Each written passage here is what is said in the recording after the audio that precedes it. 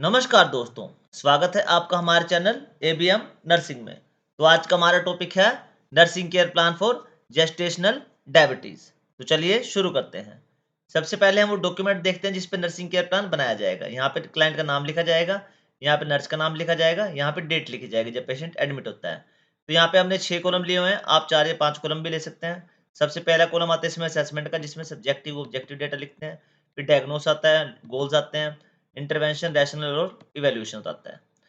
हम क्या करेंगे, वन बाय वन सारा डेटा समझते चलेंगे कि जो जो हमारा जेस्टेशनल डायबिटीज़ है, ठीक है? उसमें क्या-क्या होता है, क्या-क्या कैसे उसका असेसमेंट होता है, डायग्नोस होता है।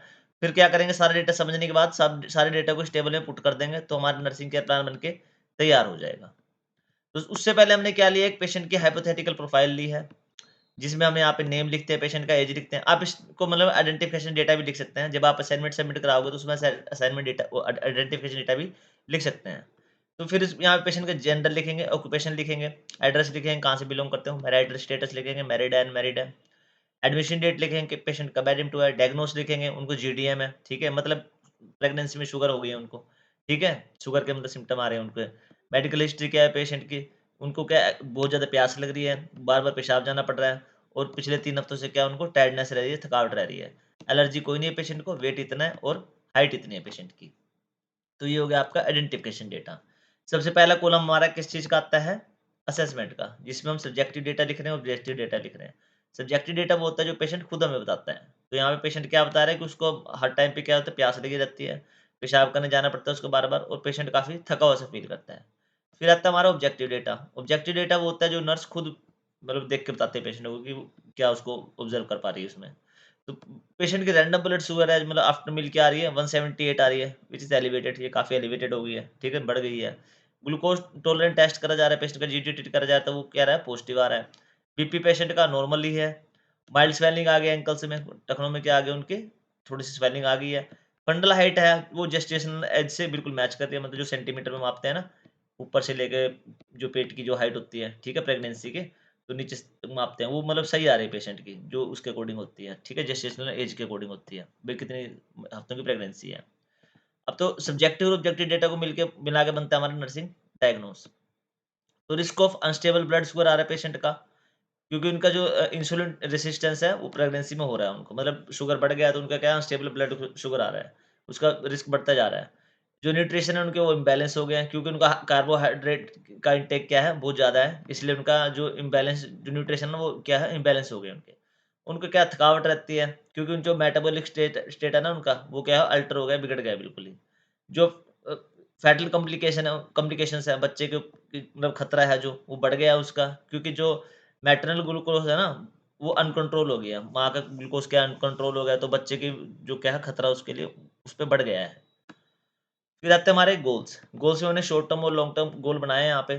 तो पहले तो सबसे पहले पेशेंट क्या है, समझ पाएगा कि डाइट कंट्रोल कितनी ज़्यादा है जीडीएम में, जेस्टेशनल जो डायबिटीज़ मेलिटस है ना, इसमें डाइट का कितना ज़्यादा इंपॉर्टेंट रोल है, पेशेंट समझ पाएगा इस चीज़ को।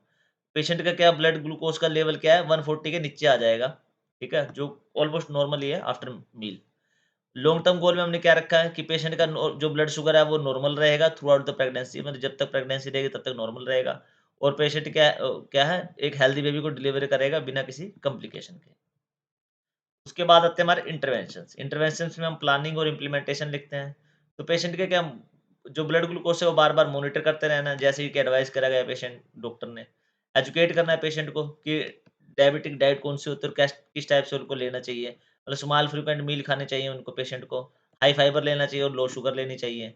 एनकरेज करना है पेशेंट को रेगुलर लाइट एक्सरसाइज के लिए, जैसे वॉकिंग वगैरह होगी, इसके लिए पेशेंट को समझाना, एनकरेज करना है। इम्पोर्टेंस बतानी है पेशेंट को कि मेडिकेशन की, दवाइयों की और इंसुलिन की जैसे कितनी इम्पोर्टेंस है, जैसे डॉक्टर ने प्रिस्क्राइब करी हुई है। मॉनिटर करना है पेशेंट की जो फैटल की वेल-बीइंग है ना, उसके लिए उसकी मॉनिटरिंग करनी है उसकी ताकि, और रेगुलर चेकअप करना है और अल्ट्रासाउंड वगैरह उसके करने हैं पेशेंट के। फिर आते हैं हमारे रैशनल्स। रैशनल्स वो होते हैं जो पेशेंट को हमने इंटरवेंशन दिया वो क्यों किया, वो रैशनल्स में लिखा जाता है। तो यहाँ पे क्या मॉनिटरिंग कर रहे हैं हम, ताकि फ्लक्चुएशन देख पाएँ कि ब्लड शुगर में फ्लक्चुएशन कितनी आ रही है। प्रॉपर डाइट दे रहे हैं पेशेंट को, ताकि जो मैटरनल का ग्लूकोज़ है ना वो कंट्रोल रहे, मतलब जो शुगर बढ़ गया वो कंट्रोल रहे और स्पाइक्स आते हैं ना बीच-बीच में, वो भी क्या रहे हैं, कंट्रोल रहे। एक्सरसाइज़ ब करने के लिए बोल रहे हैं, ताकि जो इंसुलिन की सेंसिटिविटी है ना पेशेंट की, वो इम्प्रूव हो सके। मेडिकेशन दे रहे हैं पेशेंट को ताकि जो सेफ प्रेगनेंसी की आउटकम है ना उसको हम क्या कर सकें, इंश्योर कर सकें। फैटल मॉनिटरिंग कर रहे हैं ताकि कॉम्प्लिकेशन जैसे मैक्रोसोमी होता है ना उसको क्या कर सकें हम, प्रिवेंट हो सके। मगर मैक्रोसोमी क्या है, बेबी का वेट ज़्यादा हो जाता है, हद से ज़्यादा ही हो जाता है कुछ, ठीक है। तो इवैल्यूएशन क्या है, लास्ट में हमारा इवैल्यूएशन आ रहा है। इवैल्यूएशन क्या होता है, जो भी हमने अभी तक इंटरवेंशन किया है ना उसका क्या रिजल्ट आया है। तो पेशेंट क्या है, डेमोन्स्ट्रेट कर पा रहा है करेक्ट नॉलेज को कि जीडीएम में किस टाइप की नॉलेज उसको चाहिए, उसको मैनेज कैसे करा जाएगा। ब्लड ग्लूकोज लेवल है वो क्या मेंटेन्ड है, जैसे कि हमने टारगेट रेंज रखी थी मतलब 140 के नीचे।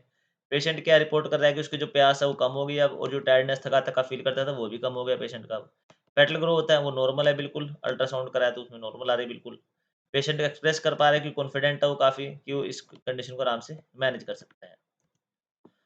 उसके बाद हमने जो भी डेटा समझा वो हमने इस टेबल में पुट कर दिया है। तो ये फाइनली आपका क्या है, नर्सिंग केयर प्लान बनके तैयार हो चुका है जीडीएम के लिए। अगर आपको इसकी पीपीटी या पीडीएफ चाहिए तो आप मेरे को कमेंट करके बोल सकते हैं। तो ओके बच्चों, thanks for watching, please like share and subscribe ABM nursing. अगर आपको टॉपिक में कुछ डाउट है तो प्लीज़ कमेंट करके पूछें।